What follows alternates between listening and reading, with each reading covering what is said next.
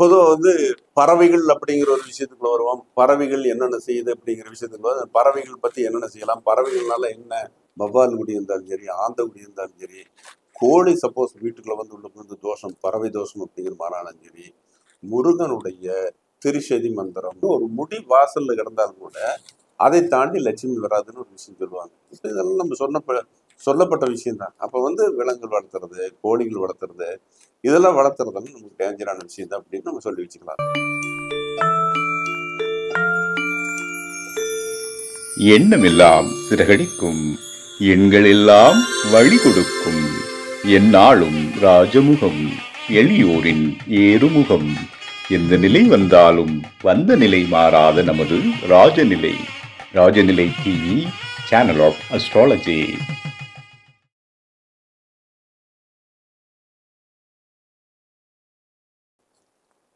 ஓம் குருவே துணை. அம்மையப்பன் பாதத்தோடு குருவின் பாதம், ஆணை முகத்தோன் பாதம், ஆதிபதர் 15 சித்திரபாதம் போற்றி செய்து இங்கே வந்துள்ள இந்த நிகழ்ச்சியை கேட்டுக்கொண்டுள்ள வந்துள்ள அனைத்து நல்லுணர்களுக்கும் வணக்கம் கூறி நிகழ்ச்சி ஆரம்பிக்கிறேன். இந்த நிகழ்ச்சிக்கு வந்து ஒரு ராஜநலி டிவியில வந்து வாய்ப்பு கொடுத்த ஐயா அவர்களுக்கு நன்றி கூறி இன்னைக்கு ஒரு அற்புதமான ஒரு புதிய பதிவு ஒன்றை பார்ப்போம். பொதுவாக வந்து பறவைகள் அப்படிங்கிற ஒரு விஷயத்துக்குள்ள வருவோம். பறவைகள் என்னென்ன செய்யுது அப்படிங்கிற விஷயத்துக்குள்ள பறவைகள் பத்தி என்னென்ன செய்யலாம், பறவைகள்னால என்ன அப்படிங்கிற விஷயத்தை பார்ப்போம். முதல்ல பறவைகள் அப்படிங்கிற போது நம்ம அந்த காலத்துல எல்லாம் என்ன பண்ணுவோம், இந்த இப்ப நிறைவேற்றது ஒரு 2-3 பறவைகளை மட்டும் பார்ப்போம். காகம் அப்படிங்கிற ஒரு விஷயம் இருக்கு. இந்த காகத்துக்கு என்ன பண்ணணும் அப்படின்னு கேட்டா, உணவு வைக்கிற பழக்கம் நம்மளுக்கு உண்டு. மூதாதையர்கள் இறந்து போயிட்டாங்க அப்படின்னா அந்த தர்ப்பணம் அந்த வீட்டுல வந்து சமையல் பண்ணி போடும்போது காகத்துக்கு உணவு வைப்பாங்க அப்படிங்கிற ஒரு விஷயம் இருக்குது. இது போல நிறைய இடங்கள்ல அது மாதிரி வந்து காகத்துக்கு உணவு வைக்கக்கூடிய அமைப்புகள் வந்து இருக்கு, பெரும்பான்மையுமே உண்டு. அப்போ இதெல்லாம் வந்து காலத்தினுடைய கட்டாயம் எல்லாம் நம்ம சான்றோர்கள் நம்முடைய மூதாதையர்கள் செஞ்ச பழக்கம் தான் காகத்துக்கு உணவு வைக்கிறதுங்கிற விஷயம். இப்பவும் வந்து பெரும்பான்மை எல்லாருமே வீட்டுல வந்து காகத்துக்கு உணவு வைக்கிற பழக்கமானது இருக்குது அப்படின்னு சொல்லி வச்சுக்கலாம். காகம் வந்து நல்லது செய்யும், மூதாருக்கு தர்ப்பணம் கொடுக்கக்கூடிய விஷயம். இந்த காகம் வந்து நம்ம மேல முட்டுறது அடிக்கிறது எல்லாம் தோஷமான விஷயங்கள். காகம் வந்து முட்டுறது அடிக்கிறது, நம்ம தலை மேல வந்து அதோடைய மலத்தை போடுறது, இதெல்லாமே தோஷத்தை கொடுக்கக்கூடிய அமைப்பு அப்படின்னு அர்த்தம். அவன் கஷ்டம் வரக்கூடிய கட்டத்துல இதெல்லாமே வேணும் அப்படின்னு சொல்லுவாங்க. காகத்தை அடிக்கக்கூடாதுன்னு விஷயம் சொல்றாங்க. அப்ப சனி திசை மாற்றம் வரும்போது காகத்தினால பாதிக்கப்படுவார்கள் அப்படிங்கிற விஷயத்தையும் சொல்றாங்க. அப்போ நம்ம இதெல்லாமே பெரியவங்கள் சொன்னதை அப்படியே நம்ம ஃபாலோ பண்ணி என்ன பண்ணணும், உடனே காகம் வந்து நம்ம மேல மலம் விழுந்துடுது, காகம் ஏதாவது அடிச்சதுன்னு சொன்னால் உடனே என்ன பண்ணணும் அப்படின்னு கேட்டீங்கன்னா, பக்கத்துல போய் வீட்டுல உடனே குளிச்சுட்டு அப்படியே துணியோட போய் குளிக்கணும். கழட்டி வச்சுட்டு குளிக்கணும் துணியோட. ஒரு தலையில் உட்கார்ந்தாலும் சரி, எங்க தலையில் உட்கார்ந்தா அவ்வளவு கஷ்டம் தான். அப்ப என்ன பண்ணணும், அப்படியே போய் குளிச்சு போட்டு துணிமணி மாத்தி போட்டு வேற இடத்துக்கு பயணம். இப்ப நம்ம ரெடிமேட் பயணமா இருந்தாலும் கூட கொஞ்ச நேரம் தள்ளி வச்சிடலாம். அது குளிச்சு போட்டு படபடன்னு உள்ள போகணும், பாத்ரூம் போய் குளிச்சுட்டு மாத்தி துணி மாத்தி போயிடணும். நம்ம அப்படியே வந்து தொடச்சிட்டு போகக்கூடாது அப்படிங்கிற விஷயத்தை தெரிஞ்சுக்கலாம். இது வந்து காகத்துக்கு. ரெண்டாவது கோழி. கோழி வீட்டுக்குள்ள வரக்கூடாது. திஷ்டிகள் செய்வனைகள் இருந்தா தான் உள்ள கோழி வரும். கோழி வளர்த்துறதுக்குன்னு தனியா ஒரு கூண்டு, தனியா தோட்டம் வந்து வளர்த்தணும். வீட்டுக்குள்ள கோழி வளர்த்தக்கூடாது. வீட்டுக்குள்ள கோழி வளர்த்தக்கூடாது ஆச்சுங்களா. கோழி வளர்த்தன என்னன்னா, ஏதாவது இந்த செய்வனை சம்பந்தமான விஷயங்கள் வரும்போது அது கோழி வீட்டுக்குள்ள இருக்கும். நம்ம அறியாம ஆல்ரெடி செய்வனைகள் ஏதாவது மற்றவங்களால் செய்யப்பட்ட பாதிப்புகள் இருந்துன்னா கோழி வந்து நம்ம வீட்டுக்குள்ள வரும். இதை நம்ம பார்த்துக்கணும். கோழி வர பார்த்துக்கணும். கோழி வீட்டுக்குள்ளே வந்ததுனாவே டேஞ்சர். எப்போ வருதுனாவே வந்து அது குஞ்சோட குஞ்சு இருக்கு. கோழி வந்து குஞ்சோட 2-3 குஞ்சுகளோட உள்ள வந்ததுன்னா அது மாதிரி தோஷங்கள் இருக்குங்கிற விஷயத்த நம்ம தெரிஞ்சுக்கணும். அப்போ கோழிகளாச்சு. அதுக்கு அடுத்தது மோசமானது என்ன அப்படின்னு கேட்டீங்கன்னா, பவால் அப்படிங்கிற ஒரு கணக்கு ஒன்று இருக்குது. பவால் அப்படின்னு ஒன்று இருக்குது. அப்புறம் ஆந்தைன்னு ஒன்று இருக்குது. இது எல்லாமே வந்து வீட்டுக்கு வந்தோன்னா தோஷங்கள் தான். வீட்டில் வந்து வந்துட்டு போயிட்டு இருந்தா தோஷங்கள். உதாரணம் வந்து ஆந்தையெல்லாம் வரக்கூடாதுன்னு சொல்லுவாங்க. ஆந்தை வந்த வீடும் அவினா வந்த வீடும் விளங்காதுன்னு சொல்லுவாங்க. அப்ப ஆந்தை வந்து வீட்டுக்கு உள்ள பூந்து இந்த கடைசியில் பூந்து அந்த வீடு பண்ணா வீட்டில் வந்து கஷ்டம் வரப்போகுதுங்கிற விஷயத்தை புரிஞ்சுக்கணும். அப்ப இதுக்கு என்ன ரெமெடி பண்ணலாம் அப்படின்னு கேட்டீங்கன்னா, முருகனுடைய திருஷதி மந்திர பூஜை வழிபாடுகள் பண்ணோம்னு சொன்னா, அந்த வவ்வால் குடி இருந்தாலும் சரி, ஆந்த குடி இருந்தாலும் சரி, கோழி சப்போஸ் வீட்டுக்குள்ள வந்து உள்ள வந்து தோஷம், பறவை தோஷம் அப்படிங்கிற மாதிரினாலும் சரி, முருகனுடைய திருஷதி மந்திரம், சுப்பிரமணிய திருஷதி மந்திரம் 300 மந்திரம் கொண்டதை இதை வந்து முறைப்படி எப்படி எப்படி பாராயணம் பண்ணணும்னு கேட்டு அதை யாராலும் வச்சு பாராயணம் பண்ணலாம். அல்லது நாமளே வந்து அந்த திருஷதி பாராயணம் பண்ணலாம். பாராயணம் பண்ணோம்னா அந்த பறவையினால் வரக்கூடிய தோஷம் நம்மளுக்கு வராது. வீட்டுக்குள்ள வந்து உதாரணம் வந்து சொல்லுவாங்க ஆந்தையே வரக்கூடாதுன்னு விஷயம் இருக்கு. ஒரு ஒரு சில வீட்டில் 10 வீடு லைன் வீடு கட்டியிருப்பாங்க. ஒரு வீட்டுக்கு உள்ள போச்சுன்னா அப்படியே கடகடன்னு போயிருக்கும். அப்போ ஆந்தை வந்து உட்கார்றது டேஞ்சர். அப்போ வந்து தோஷத்தை கொடுக்குதுங்கிற விஷயம் தெரிஞ்சுக்கலாம்.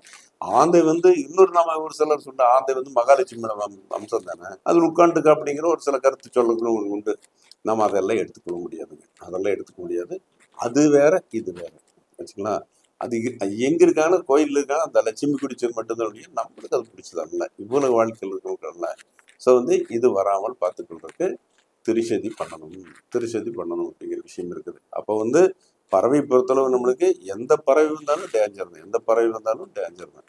காக்காய் உள்ள வீட்டில் வந்தாலும் வந்து 7:30 பிடிச்சாச்சு உள்ள வந்ததுனாவே 8:30 ஆயிடுச்சுன்னு அர்த்தம்.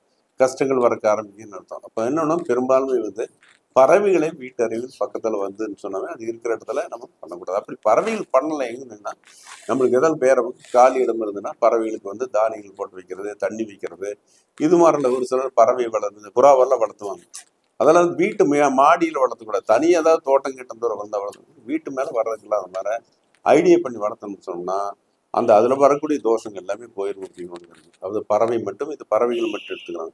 மற்றது பெரும்பான்மை நான் வந்து வீட்டில் வளர்த்தக்கூடிய பறவைகள் இது கண்டிப்பாக நமக்கு இருக்கக்கூடிய பறவைகள் தான். மற்ற பறவைகள் எல்லாம் பெருசாக பாதிப்பு இல்லை, வீட்டுக்கு வராது. இது மட்டும்தான் வரும். இதுக்கடுத்து பறவைக்கு அடுத்து இன்னொன்று நம்ம சொல்ல வேண்டிய விஷயம் வந்து பூனை அப்படிங்கிற விஷயம் இருக்குது. பூனை வந்தாலும் ஒரு முடி பூனை முடி உடம்புக்குள்ள போனாலும் கூட உடம்புல வந்து வேற ஏதாவது தோஷம் காமிக்கும் அப்படின்னு சொல்லுவாங்க. அப்போ பூனை வந்து நம்ம சாப்பிடுவது சாப்பாட்டுலயோ அதுலேயும் இதையும் படுறது பூனை பட்டாலும் தோஷம்தான், பறவை பட்டாலும் தோஷம்தான், பூனை பட்டாலும் தோஷம்தான். அப்போ பூனை வந்து வளர்த்துறாங்க, சாப்பாட்டில் இருந்தாலும் தோஷம் தான், நம்மளுக்கு கஷ்டம் இருக்க ஆரம்பிச்சிடும். பூனை வளர்த்துறோங்கிற விஷயம் சந்தோஷம்தான், ஆனால் அதை பூனை வளர்த்துறது சரி வராது அப்படின்னு தெரிஞ்சுக்கணும். அதுக்கு அடுத்தபடியே பார்க்குற நாய். நாய் இருக்கிறதுலே டேஞ்சரான விஷயம் தான் அது. நாய் வந்து என்னன்னா எப்போ கெட்ட நேரம் வருது நாய் உள்ள வீட்டுக்குள்ள வந்து என்ன வீட்டுக்குள்ள வளர்த்துறாங்க. வளர்ந்து எனக்கு தெரிஞ்ச ஒருத்தர் வந்து வீட்டில் வளர்த்து ரொம்ப கஷ்டமா வீடு எல்லாம் இருந்து எல்லாமே அழகா வீடு கட்டியிருந்தாங்க. ஒரு 4-5 மாடி வீடு கட்டியிருந்தாங்க. எல்லா வீடுமே நாய் எத்தனை டாப்ல அவங்க பெட்ரூம், 5வது மாடியில் டாப்ல அவங்க பெட்ரூம்ல அந்த நாயை கொண்டு போய் வளர்த்தாங்க. அதுக்கு ஏசி ரூம் இருக்கு. நாய்க்கு வந்து ஒரு பெட்ல எல்லாம் ஒரு 2 பேரும் அதே பெட்ல படுக்கிற மாதிரி அதை செட் பண்ணி வச்சிருந்தாங்க. அப்ப இதெல்லாம் என்ன பண்ணதுன்னா பாதிப்பை ஏற்படுத்தக்கூடிய அமைப்பு கொண்டு பண்ணுது. அப்ப நம்மளுக்கு நம்ம என்ன பண்ணணும், முதல்ல ஒரு விஷயம் வந்து இப்ப இது கூடாதுன்னு நினைக்கிறோமோ, விலங்குங்கிறது நாய்ங்கிறது அனிமல் தான், அதை வீட்டுக்கு வெளியே தான் வளர்த்தணும். அவங்க சொல்லுவாங்க ஒரு முடி வாசல்ல கிடந்தாலும் கூட அதை தாண்டி லட்சுமி வராதுன்னு ஒரு விஷயம் சொல்லுவாங்க. இப்போ இதெல்லாம் நம்ம சொல்லப்பட்ட விஷயம் தான். அப்போ வந்து விலங்குகள் வளர்த்துறது, கோழிகள் வளர்த்துறது, இதெல்லாம் வளர்த்துறதெல்லாம் நமக்கு டேஞ்சரான விஷயம் தான் அப்படின்னு நம்ம சொல்லி வச்சுக்கலாம். தெரிகிறத விட எது பட்டாலும் தான். இது போல ஒரு சில குருவிகள் கத்துறது அது டேஞ்சரான விஷயம்தான். இப்போ இந்த சகுனங்கள் வர்றது டேஞ்சரான விஷயம்தான். காக்காய் கத்துறதும் ஒரு சில சகுன தடை கொடுக்கக்கூடியது தான். சண்டை போடுறதும் சகுன தடை கொடுக்கக்கூடியதுதான். அதனால என்ன பண்ணுங்கன்னா காக்காய் எத்தனையும் கலகங்கள் தான் நடக்கும். ஒரு சில இந்த தாந்திரி பரிகாரங்களெல்லாம் வந்து அந்த காக்காயோடைய பொங்குன இறகு இருக்குல்ல, இறகு எடுத்து தான் வந்து எந்திரங்கள் ஒரு சில அதெல்லாம் பெரியவாங்க. அதெல்லாம் வந்து தோஷமான விஷயங்களுக்காக பயன்படும், நல்லதுக்காக வந்து நம்ம காக்காய் எடுக்கிறது கிடையாது. அதனால நம்ம பொறுத்தளவு என்னன்னா நடைமுறையில் வந்து என்னென்ன இருக்குதோ, இப்போ வளர்த்துக்கூடாதுன்னு என்ன இருக்குதோ அதையெல்லாம் வளர்த்துறது வந்து சரியான விஷயமா தெரியல. இதே ஆடே வளர்த்தினாலும் கூட ஆட்டுக்குன்னு தனியாக வீடு வளர்த்தணும். ஆடு வந்து வாசப்படிக்கிட்ட யூரின் போச்சுன்னா கஷ்டங்கள் வர்றதுக்கு ஆரம்பிச்சிடும். ஆட்டோட வந்து வீட்டில் பண கஷ்டம், படிப்பு இருக்க பணம் இறங்கித்தான் போயிருக்கும். பணம் வந்து நாளுக்கு நாள் வளரக்கூடிய வாய்ப்பு இருக்காது. எல்லாமே முன்னேற்ற தடையான கட்டத்தை தான் காமிக்கக்கூடிய அமைப்புல தான் பலர்கள் ஓடிட்டு இருக்கோம். அதுதான் விஷயம் அது. அதனால என்னன்னா நாம வந்து இது நல்லதுக்காக தலை எடுக்கிறோமா கெட்டதுக்காக தலை எடுக்கிறோம்னா நாம நல்லா இது ஒரு விஷயமே என்னன்னா நம்ம நல்லா இருக்கணுங்கிற விஷயத்துக்காக எடுக்கிறோம். இது வந்து இப்போ நான் வளர்த்திட்டு இருக்கிறேன் அப்படிங்கிறதில்ல. நாய் வளர்த்தினாலும் அழகழகு லட்சக்கணக்கில் எல்லாம் நாய் வாங்குற வாங்கி எல்லாமே வந்து அதுக்கு வந்து தனியாக கூட்டு தனியாக ஒன்று வச்சு வளர்த்தணும் இல்லையா. நாம் இருக்கிற வீட்டுக்குள்ளேயே வந்து நாயை வளர்த்துறதெல்லாம் சரியான விஷயம் எல்லாம் கிடையாது. விலை என்னதான் காஸ்ட்லியாக இருந்தாலும் கூட அது இருக்கக்கூடிய அது வந்து அனிமல் அப்படின்னா அனிமல் இருக்கக்கூடிய இடத்துல இருந்துனா தான் நல்லா இருக்கும் அப்படிங்கிற ஒரு விஷயம் இருக்குது. ஏன் வந்து வீட்டுக்குள்ள காக்கா போதுறது இதெல்லாமே நம்ம வந்து ஒவ்வொன்றுமே நம்ம பார்க்கும்போது சாஸ்திரங்கள் நம்ம பெரியவங்க சொன்ன விஷயங்கள எல்லாமே இதுதான். நாய் வந்துனாவே தொட்டுதுன்னா எதுக்கு வந்துனாவே கஷ்டம் சடங்கெல்லாம் நிறைய இருக்கு. அதுக்குள்ள போனா நாயின்னு வரலான்னு சொன்னா அதுக்கு 1 மணி நேரம் நாயை பற்றி சொல்ல அத்தனை விஷயங்கள் இருக்கு.